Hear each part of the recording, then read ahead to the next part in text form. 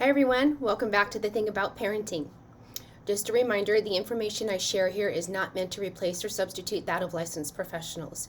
If you, your child, or your family are in need of care beyond what we share here, please seek professional help.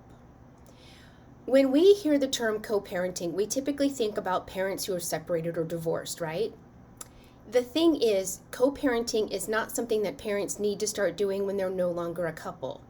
It needs to start as soon as you find out you're pregnant, and even earlier if you're planning to have children. We come into our marriage or partnership as individuals with our own unique experiences and upbringings.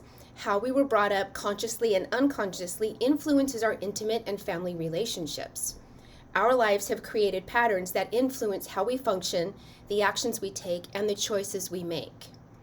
We've all probably shared with our significant others about our childhood, our parents and family, the good, the bad, the crazy, and the comforting, right? It's one thing to navigate these things as a couple, but when we bring our children into the world, it takes on a whole new dynamic. Now we're responsible for these little beings and all of the joys, challenges, responsibilities, love, and gifts that come with it. Not many couples have conversations about their thoughts and feelings when it comes to parenting, beyond maybe some of the surface level things. To be fair, it is hard to know what or how you would parent if you don't actually have children. Many times the conversations that couple have center on what they see other people's children doing and how those children's parent them.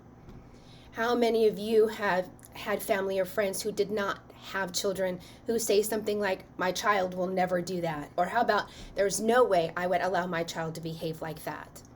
Or how many of you have had people say something like, "You really should," or "You shouldn't," whatever it is, fill in the blank with your child.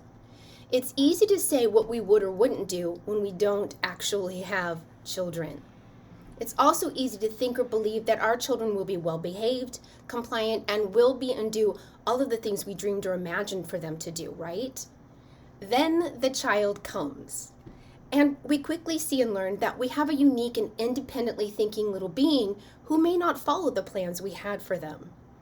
And even for those who have talked about having children, planning them, and discussing how they want to parent, they can find themselves going into default mode where we say and do things that our parents did, even if we swore we would not parent our children like our parents parented us.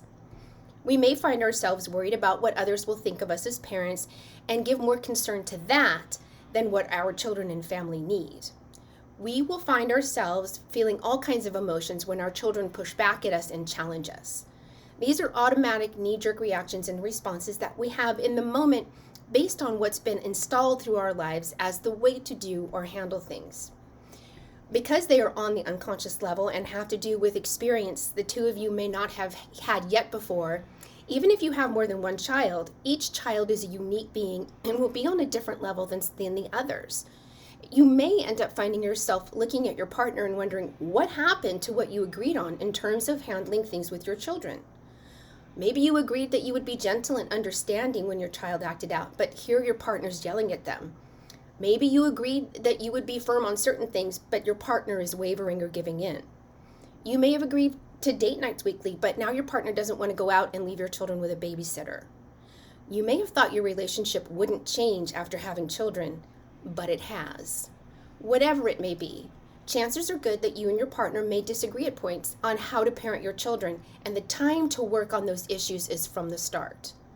I would offer that the worst time to start working on those issues is when you separate or divorce, because that's often a time of heightened emotions for at least one person, and trying to work those things out in these instances can border on impossible. Here are some fundamental ways to work together as parents for your children and for your family. Support one another for the gifts you bring to the family. For example, if one of you is the primary or only source of income, know that it is no more important or valuable than the partner who stays home to take care of your children and the tremendous amount of work and energy involved in that. They may not be bringing in an income, but what they're doing is priceless. If you are the one at home, appreciate that your partner also deals with a lot during the day, that they're missing out on many of the things with your children because they're away, and that they may need a moment when they get home to disconnect from work before they connect with you and your family. Commit to what is in the best interest of you and your children and their physical, mental, emotional, and spiritual, like their spirit needs, rather than wielding power or authority or coming from ego and the need to be right. Communicate with one another about schedules, events, appointments, and activities, and find a way to work out where both of you can be a part of that. When conflict comes up, discuss things in private, out of sight and earshot of your children.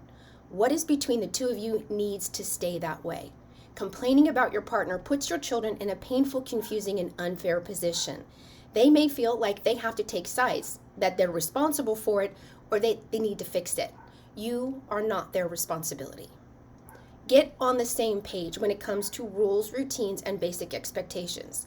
This does not mean you agree on everything, but rather that you are in alignment.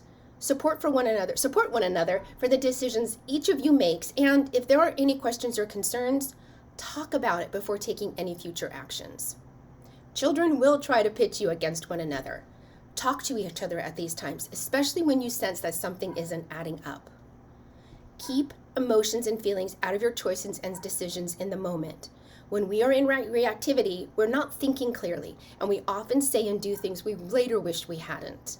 Take some time to step back and look at the situation as though you were a bystander, watching what is going on, and proceed from there. Discuss rather than accuse or blame. Co-parenting is a team sport. It requires working together for the sake of your team, you and your family. And remember, parenting is not a cookie-cutter process. Meet your child where they are and grow from there. Until next time, bye-bye.